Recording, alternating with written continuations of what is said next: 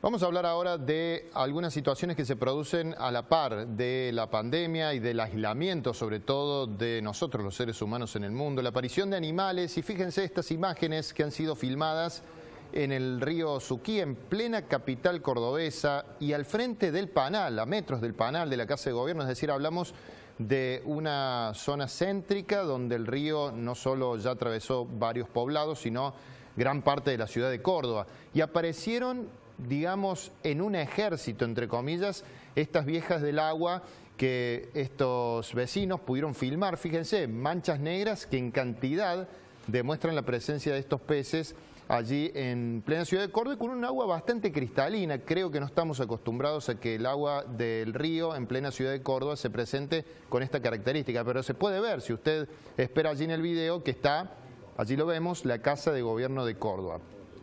Esto es bueno, nos podemos entusiasmar. Realmente la pandemia y el aislamiento ha ayudado a que algunos ecosistemas recobren vida, que recuperen posibilidades que no tenían en otros momentos. El agua está más transparente. Bueno, vamos a conversar con Raúl Montenegro, que es biólogo, que vamos a tratar que nos ayude a entender un poquito este fenómeno. Raúl, buenas noches, ¿cómo te va? ¿Qué tal? Buenas noches, un gusto realmente. Bueno, bienvenido a Crónica Central. Bueno, ¿cómo se lee esto? El agua está más transparente, me parece, nos parece cuando veíamos, y al menos estos peces que imaginamos están, no los vemos con esta cantidad. ¿Qué ocurre? Bueno, primero hay una observación fuera de la pandemia. Si hoy en día se observa, por ejemplo, un agua más transparente o se observa una mayor población de viejas del agua, que son relicáridos, son unos peces que tienen una boca muy grande adaptada para poder fijarse en superficie cuando el agua corre muy rápido, pero también sirve para que puedan ir raspando y alimentándose. La primera observación es que en realidad debería estar el agua siempre así. O sea, sería interesante que siempre al lado de Casa de Gobierno tuviéramos un río como debe ser, o sea, con una biodiversidad nativa y limpio. Y obviamente eso no es así. O sea, la primera observación es que esto delata de que realmente no hay ningún tipo de control sobre lo que es la calidad de nuestros cursos de agua y la biodiversidad. Ahora, eso que estamos viendo ahora en realidad se debe a que en general el sistema social, el sistema productivo, el funcionamiento de la sociedad está en parte congelado.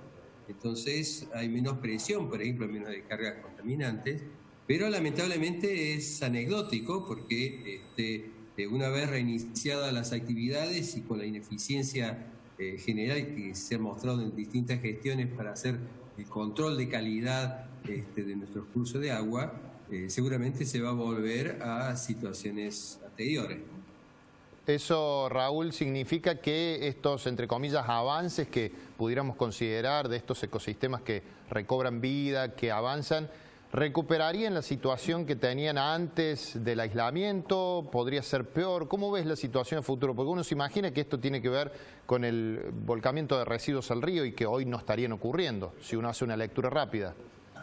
Claro, en realidad simplemente ha dejado de presionarse. Recordemos que un río, en general los recursos de agua, que obviamente no son tan masivos como los terrestres, son uno de los más impactados. Generalmente los cursos de agua tienen una biodiversidad, o sea, una diversidad nativa que cada vez es más pequeñita. Entonces es un curso muy intervenido, es medio parecido a un cultivo cuando está muy contaminado, o sea, muy pocas especies es la que se adaptan a la contaminación.